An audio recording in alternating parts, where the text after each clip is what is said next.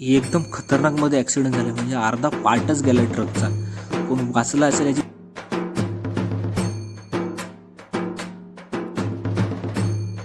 अरे अरे बापरे, कडक कडक हा सीन बघा, सीन बघा मित्रांनो. काय ट्रकला पूर्ण लोड आहे, पूर्ण कडे गाडी एकदम चढत नाही आहे आणि आपण त्याला ओव्हरटेक करून जातोय आणि एवढा स्लो चाललाय तो ट्रक.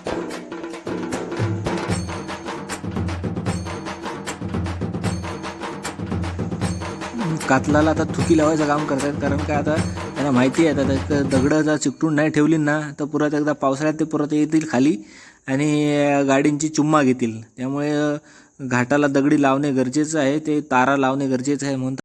तर हाय नमस्कार, आजच्या एका नवीन व्हिडिओमध्ये पुन्हा एकदा तुमचं स्वागत करतोय. आपण ह्याच्या आधी एक व्हिडिओ टाकला होता, त्याला चांगला रिस्पॉन्स भेटला, जो आपण खेड दापोली असा प्रवास केला होता आणि ही दुसरी व्हिडिओ त्याचा दुसरा पार्ट आहे हा.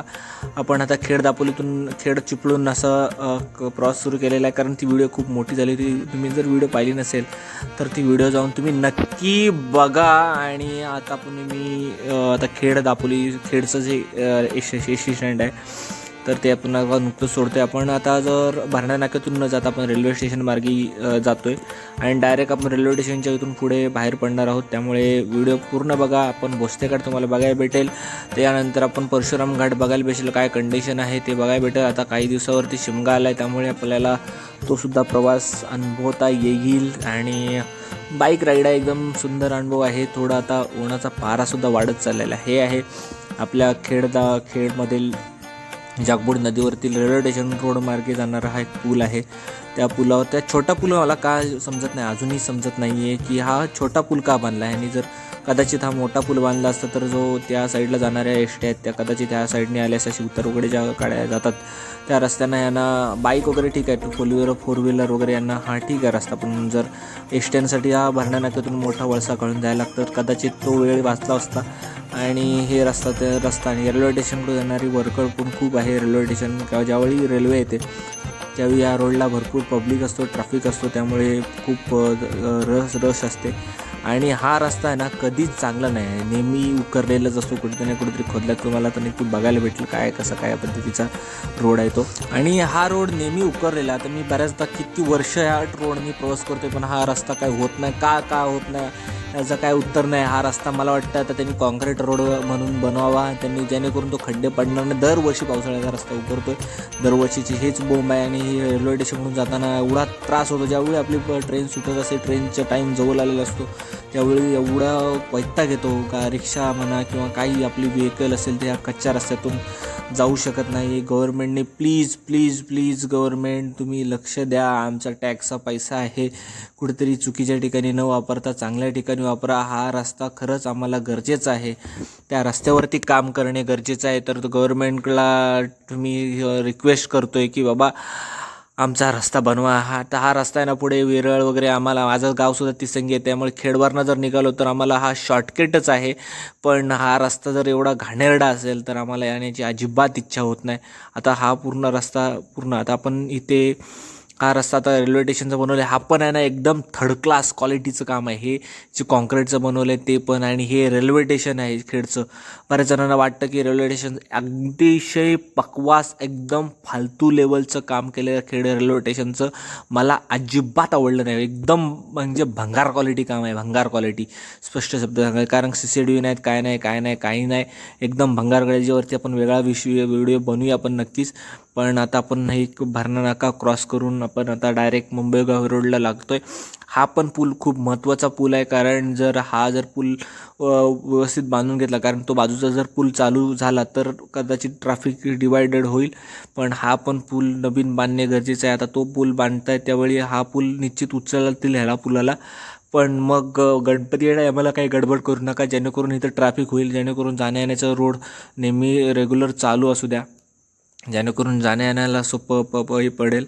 आता त्यांचं कसं काय प्लॅनिंग आहे ना तर ते काय माहिती नाही. आता हा जो आहे तो आमच्याकडे जाणारा तिसंगी रोड आहे, तर तिसंगी खोपी शिरगाव वगैरे त्या रूटला सगळा हा इथूनच रोड जातो. त्यामुळे ह्या ठिकाणला पण भरपूर गावं आहे, समोरची 30 एक गावं असतील ज्याला ह्या एका रोडवरून कनेक्टिव्हिटी आहे. त्यामुळे हा बोगदा किंवा ह्या इथून जाणारा त्यांनी जो जंक्शन दिला आहे तो खूप महत्त्वाचा जंक्शन आहे आणि अतिशय बकवास क्वालिटीचं त्यांनी प्लॅनिंग केलं होतं यावेळी. तिथे आधीच काय काय करत होते त्यांनाच आयडिया येत नव्हती की भुयारी मार्ग काढतात काय वगैरे.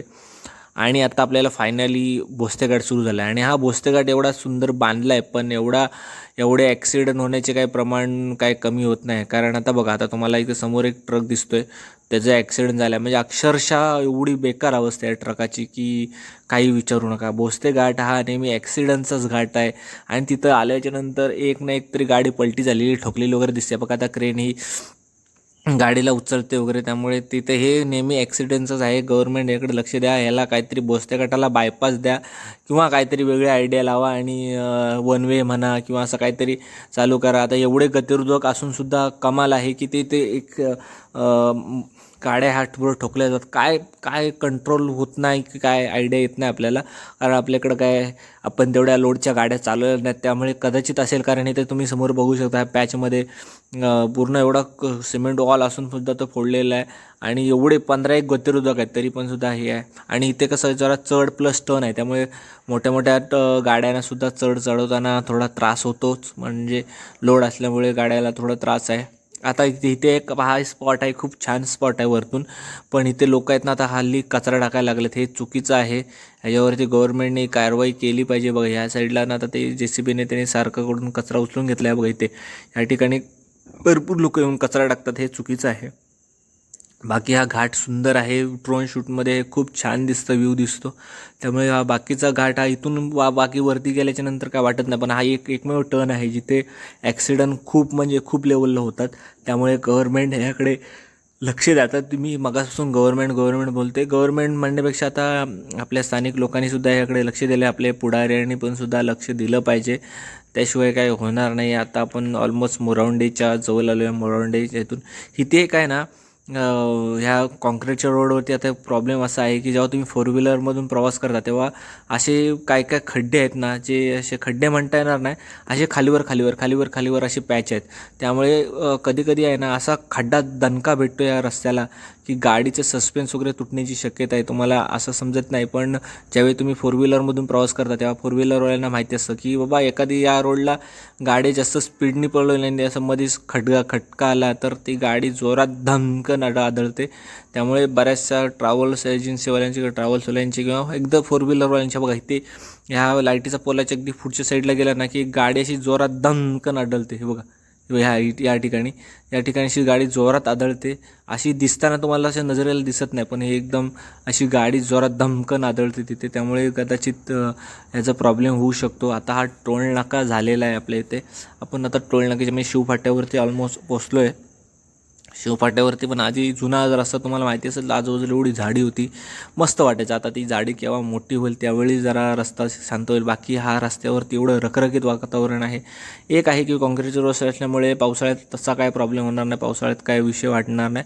पण आता उन्हाळ्यात एवढा रस्ता ऑलरेडी कॉन्क्रीटचा रोड असल्यामुळे तोच सुद्धा तापतो आणि आपलं टेम्परेचर वाढल्यामुळे गरमीच गरमी होते. त्यामुळे शिमग्याला येत आहे तर शिमग्यालासुद्धा येताना सावकाश प्रवास करा. आता इथे हा टोल नाका बनवला आहे, पण अजून गव्हर्नमेंट आधी पूर्ण रस्ते बनवा नंतर टोल चालू करा. शिवफाटा हा मला काही नवीन नाही आहे, इथे मी बऱ्याचदा येऊन गेलो आहे. इथूनच खाली बोरज वगैरे जी गावं आहेत ती लागतात. आणि तुम्हाला एक गोष्ट सांगायची आहे, म्हणजे काय माहिती आहे, जेव्हा ॲक्सिडेंट्स हे आपण बघतो त्यावेळी आपल्याला त्याचं काय फार गांभीर्य लक्षात येत नाही. ज्यावेळी ॲक्सिडेंटमध्ये आपला जवळचा माणूस जेव्हा घेतो त्यावेळी खरंच त्याची व्हॅल्यू समजते. माझाच मित्र काही दिवसापूर्वी ॲक्सिडेंटमध्ये गेला, तर तेव्हा आम्हाला ही आता खेड दापोली नाही, हा आहे म्हणजे चिपळूण खेड रोड आहे. तर ते ॲक्सिडेंट होताना आम्ही रेग्युलर पाहायचो, पण त्याचं फार गांभीर्य आम्हाला समजायचं नाही. ज्यावेळी आमचा मित्र आमच्यासून सोडून गेला त्यावेळी आम्हाला समजलं की ॲक्सिडेंट आणि त्या वगैरे बऱ्याचशा गोष्टी आहेत. दापोलीचं सुद्धा आहे. दापोलीला एक ती मोठी कृषी विद्यापीठाची लोकांची बस पलटी झाली, तर एवढ्या म्हणजे फॅमिलीचा आधार गेला होता की खूप मोठा धक्का बसतो त्या गोष्टीमुळे. तर रस्त्या गाडी वगैरे चालवताना सावकाश चालवणे गरजेचं आहे किंवा गव्हर्नमेंटने सुद्धा लक्ष देणे गरजेचं आहे या गोष्टीकडे. रस्ते बनवतात चांगले, पण ते बाकी इतर गोष्टी पण मेंटेन ठेवल्या पाहिजेत. आता आपण नुकतंच पोचतोय लोटे म्हणजे आवाशीला पोचलो आता आपण, आणि इथूनच पुढे लोटे परशुराम MIDC सुरू होते. आणि इथून हा रस्ता ओके आहे, म्हणजे ओकेमध्ये आहे. पण इथे ह्या रोडवरती एवढा धुरळा आहे, असतो नेहमीच आहे धुरळ्याचं साम्राज्य. पण इकडे पण आता धुरळा आहे, तर त्याला काय पर्याय करता येईल, किंवा झाडे लावून किंवा असं काहीतरी कंट्रोल करता आलं तर बरं होईल. कारण इथे कसं MIDC एरिया असल्यामुळे मोठे मोठे ट्रक इथे ह्या साईडला उभे असतात, किंवा बाजूला आता बऱ्याचशी डेव्हलपमेंट या ठिकाणी चालले, त्यामुळे इथे कसं काय डेव्हलपमेंट असणार किंवा काय आहे, ह्या मोठ्या चॅलेंजिंग गोष्टी आहेत. आणि आता आपण ऑलमोस्ट पीर लोटे वगैरे सोडून पुढे आलेलो आहे. आणि येताना मी जरा इकडे स्लो केली गाडी. तर ते स्लो करण्याचं कारण असं आहे की तुम्हाला दाखवतो. आता ही जी समोरनं एकताना एक गाडी दिसते, ती गाडी एक्झॅक्टली काय आहे ती मला समजली नव्हते. पण एकदा जवळ गेल्याच्यानंतर मला समजलं की ही गाडी म्हणजे ही आहे, म्हणजे क्रेन टाईपमध्येच आहे. पण ती काय म्हणू शकतो, क्रेन म्हणता येणार नाही, खडीकेशर आहे, जे एका ठिकाणून दुसऱ्या ठिकाणी नेता आहेत. ते जे चांगली टेक्नॉलॉजीचं आहे ते भाग आहे. जे खडीकेशर म्हणजे खडीकेशरचा सेटअप एका ठिकाणी लावायचा म्हटलं तर खूप खर्च येतो. तेच कम्पॅरेटिव्हली ह्या मशीनमधून जिथे जिथे दगडे असतील मोठे मोठे, तर त्या ठिकाणी डायरेक्ट खडीकेशर होऊ शकतो. मला ना नेहमी स्पॉट्स आवडतो, की बाबा इथून नदी पण छान दिसते आणि परशुराम घाट आहे. पण या परशुराम घाटाचं एवढ्या स्टोऱ्या आहेत की बाबा की हा घाट दिसायला छान दिसतो, पण एवढे ॲक्सिडेंट आणि हे आहेत ना, की त्याची खूप आता खरंच भीती वाटायला लागली त्या घाटाची. बाकी हा घाट सुंदर बांधला आहे. अजून बरेचसे चॅलेंजेस आहेत या घाटामध्ये, ते गव्हर्नमेंट सोडवतं आहे. बऱ्याचशा गोष्टी पॉझिटिव्हली घडत आहेत. आता बघू, आता या पावसाळ्यात काय कुठं खचला नाही बस झाला. बाकी काय ॲक्सिडेंट होऊ नये ही एकमेव अपेक्षा आहे गव्हर्नमेंटकडे आणि देवाकडे सुद्धा, की बाबा आमचा कोकणी माणूस या रोडनी प्रवास करतो आहे, देवा ह्यांचा प्रवास सुखकर होऊन दे. आता हा परशुराम घाट इथून सेल्फी पॉईंट वगैरे खूप छान प्लॅनिंग केलं होतं त्यांनी.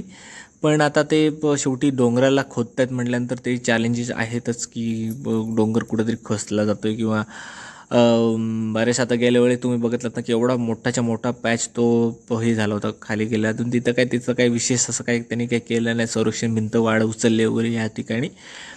पण आता या ठिकाणी बघा डोंगर आहे, डोंगरावरती जसं रेल्वेच्या ह्याच्यामध्ये आपण बघतो की मोठ्या मोठ्या कड्यांना ते हे केलं आहे त्यांनी, काय म्हणतात त्याला, असं स्टेप देऊन त्यावरती असं तारा बांधण्याचं काम करतात. तर ह्या ठिकाणी सुद्धा तसंच करतात. या ठिकाणी तुम्ही बॅरिकेड लावलेले, जेणेकरून वरतून काम करत असताना खाली दगडी यायला नको म्हणून. तर ते वरती लोकंसुद्धा आहेत जे डोंगराला होल पाडण्याचं काम करतात, जेणेकरून त्या ठिकाणी ते ताराचं तार अशी पूर्ण विणलेली तार अशी अडकवली जाते, जेणेकरून एखादा दगड जरी निघाला तर तो त्या तारेमध्ये अडकतो आणि तो काही दिवसांनी बघितल्यानंतर तो काढतासुद्धा येतो, किंवा असं काहीतरी टेक्नॉलॉजीचा वापर आहे नवीन. आणि विशेष म्हणजे काय तर बघा ना, एवढ्या वरतीसुद्धा ह्या ठिकाणी कातलाला पाण्याचे झरे आहेत. म्हणजे पाणी हा नशिबाचा भाग आहे, आणि ज्याला आता आम्हालासुद्धा पाण्याचं महत्त्व आहे. पण बघा एवढ्या वरतीसुद्धा पाणी आहे, तर पाणी हा शेवटी नशिबाचा भाग आहे. बघा मगाशी त्या पट्ट्यात पाणी होतं, ह्या पट्ट्यात अजिबात पाण्याचा काही थेंब नाही आहे. त्यामुळे पाणी हा नशिबाचा भाग आहे. तो सोडा, आपला तो विषय नाही आहे. आता आपण परशुराम घाट उतरायला सुरुवात केलेली आहे फायनली. इकडे हा नजारा आहे ना, पावसाळ्यात खूप बघण्यासारखा असतो, छान असतं, छान वाटतं बघायला पावसाळ्यामध्ये. कारण हा घाट छानच आहे. वरती परशुरामाचं मंदिर आहे आणि इकडे या साईडला आहे. पण आता भविष्यामध्ये गव्हर्मेंट कदाचित काय डिसिजन घेते माहिती नाही, पण या रस्त्याला बायपासची गरजच आहे. कारण हा परशुराम जो घाट आहे तो काही दिवसांनी होणार, बायपास होणार. जो रेल्वेचा जो रूट आहे त्या रूटने जरी हे गेलं तरी पण एक तिकडे पण चॅलेंज आहे, की तिकडे नदीचं क्षेत्र आहे जास्त. त्यामुळे नदीच्या इथे पण मोठे मोठे पूल बांधायला लागणार, किंवा हे त्या गोष्टी आहेत. पण दुसरी आयडिया करता येते काय माहिती नाही. किंवा इकडून जरी कलंबस्यातून वगैरे मागच्या साईडने जरी गेला आणि तो रस्ता खाली खोपी वेरळ वगैरे त्या साईडला, खोपी खूप लांब राहिलं पण वेरळ वगैरे त्या साईडला जर बाहेर पडला डायरेक्ट खेडला तरी चालण्यासारखं आहे, जेणेकरून खेडची कनेक्टिव्हिटी राहील, चिपळूणची कनेक्टिव्हिटी राहील आणि ॲक्सिडेंटचे प्रमाण कदाचित कमी होऊ शकतात. आता कदाचित त्या साईडनी सुद्धा टप असेल, स्टडीसुद्धा केला असेल या लोकांनी, पण काय माहिती आता बजेटमध्ये बसत नसेल किंवा काही असू शकतं. त्या आतल्या गोष्टी त्या आपल्यालासुद्धा माहिती नाहीत. आता आपण चिपळूणला ऑलमोस्ट पोचलो आहे आणि जरा थांबलो इथे आपल्या रेल्वे स्टेशनच्या थोडं पुढच्या साईडला थोडा वेळ थांबलो होतो. आणि आता आपण कळंबस्तेच असं काहीतरी गाव आहे. कळंबट का कळंबस्ते, सॉरी कळंबस्तेच गाव आहे. त्या कळंबस्ते रोडला इथून गेलं आणि इथून डायरेक्ट आपण आता वाशिष्ठी नदीच्या पुलावरती चढतो आहे, एंटर करतो आहे. काय आलं, मी खूप दिवसानंतर या चिपळूण रूटला आलो आहे. चिपळूणला म्हणजे खेड चिपळूण असा प्रवास खूप दिवसानंतर, आणि ते पण बाईकने करतो आहे. ह्याच्या आधी मी आलो होतो, 1-2 वेळा आलो होतो जेव्हा चिपळूणला महापूर आला होता तेव्हा, किंवा 1-2 वेळा माझं काम होतं चिपळूणमध्ये त्यावेळेसुद्धा मी आलो होतो चिपळूणला. त्यामुळे चिपळूणला फेरी बाईकने ही ह्या वर्षातली 4थी-5वी फेरी असेलच. पण आज स्पेशल व्हिडिओ म्हणजे काय तर बाबा, चिपळूणला माझे काम होतं म्हणून तर मी चिपळूणला निघालो होतो, आणि त्यामुळे म्हटलं की चला व्हिडिओ बनवूया म्हणून आज आपण आपल्यासमोर ही व्हिडिओ घेऊन येत आलो आहोत. आता आपण ऑलमोस्ट वाशिष्ठी नदीचं, नाही रे कुठे गेली वाशिष्ठी, पुढे आहे, पुढे दिसतो आपल्याला पूल. तो एक फ्लायओव्हर होता, मला तो कळंबस्ते वगैरे, तो तिथला जाण्यासाठी त्यांनी हे दिलं आहे, गॅप दिला होता. तिथून आता आपण वाशिष्ठी नदीचा पूल क्रॉस करतो आहे. आणि इकडे छान नजारा आहे. इकडे त्या साईडला रेल्वेचा ट्रॅक आहे आणि इकडून हे आहे. आता जो नवीन रेल्वे ट्रॅक येणार तो कसा असेल काय माहिती नाही आपल्याला, पण हा पूल तर छान आहे. मध्ये याच्यातून काय बगदाड पडलं होते, पण ठीक आहे. आता त्यांनी पूर्ण डांबरी रस्ता तयार केला आहे. आता नवीन टेक्नॉलॉजीचे पूल आहेत हे, त्यामुळे कसं काय, आता आपण ऑलमोस्ट पोचलो आहे बहादूरशेख नाक्यात, आणि इथेच तो पूल पडला होता, लोकांना माहिती असेल. पण अजून काय इथे विशेष काय कामाला सुरुवात केलेली अशी काय दिसून येत नाही आहे. आणि एवढ्या मंद गतीने ते मंद बदकसारखं काम चाललं आहे की बाबा, की मला वाटत नाही की आपल्या गणपतीपर्यंत ते करतील. कारण एवढ्या हा जर स्पीड असेल त्यांचा, तर ह्यांचं काय कामाचं काय खरं नाही आहे. चिपळूण एवढं फुल फास्टली वर्क होणारे शहर आहे, ज्याला ट्रेनची कनेक्टिव्हिटी आहे, बऱ्याचशा गोष्टी कनेक्ट आहेत. आणि आता भविष्यामध्ये कराड चिपळूण असा सुद्धा रूट जॉईंट होणार आहे. त्यामुळे चिपळूण एवढे फास्ट होतं आहे, आणि असा मुंबई गोवा रोडसारखा एवढा भंगार क्वालिटीचा प्रोजेक्ट जर या चिपळूण शहरामध्ये जर अडकून राहतं आहे, हे चिपळूण शहराचं दुर्दैवी आहे. त्यामुळे चिपळूणकरांनी आपले प्रतिनिधी निवडताना किंवा काय देताना ह्या गोष्टीचा विचार केला पाहिजे. आता आपला तसा बघायला गेल्यास आपला ऑलमोस्ट प्रवास संपलेला आहे. आता इथून मी माझ्या आत्याकडे जाण्यासाठी खेरडी जे गाव आहे तर तिकडे निघालो आहे. इथून एक मला वाटतं 1.5-2 किलोमीटर असण्याची शक्यता आहे. एक्झॅक्टली मला माहिती नाही, पण 1-1.5-2 किलोमीटर आहे. त्या ठिकाणी आपण आता चाललो आहे.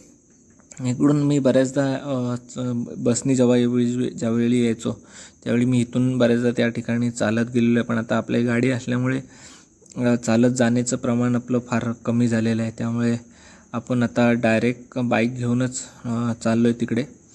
आणि बऱ्याचदा आलो आहे ह्या ठिकाणी. जेव्हा महापूर आला होता त्यावेळी ह्या ठिकाणी सगळं पाणी भरलं होतं, आणि आपण जेव्हा आलो त्यावेळी आपण त्या रेल्वेचा जो पूल आहे त्या रेल्वेच्या पुलावरनं आपण आलो होतो.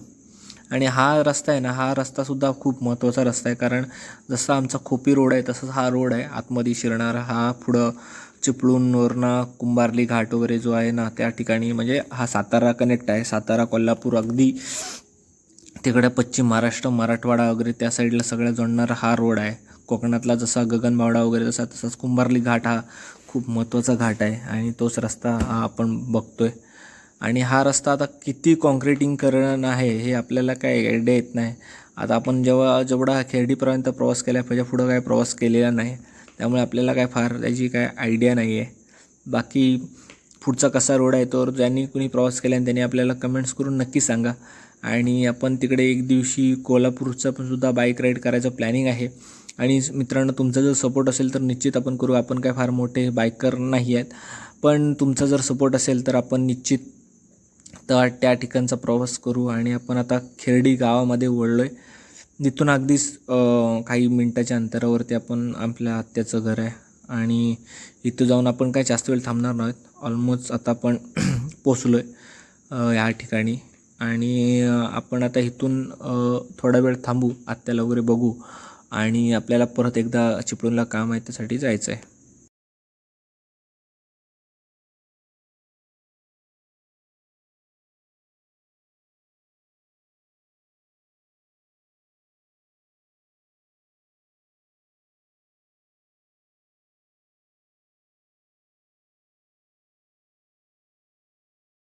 तर चला, आता फायनली आपण आता चिपळूणवरनं पुन्हा एकदा चिपळूण सिटीमध्ये आपलं काम आहे आणि ते करून आपण डायरेक्ट आता खेडला जाणार आहोत. तर व्हिडिओ कसा वाटला तो नक्की सांगा. व्हिडिओ आवडला असेल व्हिडिओला लाईक करा, चॅनलला सबस्क्राईब करा. ही बघा आपण आता चिपळूणचं माझं कामावरून ही वाशिष्ठी नदी आहे. हे नजारा खूप छान वाटला म्हणून मी या ठिकाणी थांबलो. आपले जर व्हिडिओ आवडले असेल तर व्हिडिओला लाईक करा, चॅनलला सबस्क्राईब करा आणि असाच मित्रांनो सपोर्ट राहून द्या. जो खेड दापोली जो रोड आहे त्या रोडला जसं आम्हाला प्रतिसाद भेटला तसाच आपला प्रतिसाद असू द्या. व्हिडिओ आवडला तर व्हिडिओ लाईक करा, चॅनलला आपला सबस्क्राईब करा. भाऊ आपला नवीनच आहे त्यामुळे तेवढं प्रेम दाखवा मित्रांनो. चला, थँक्यू, धन्यवाद.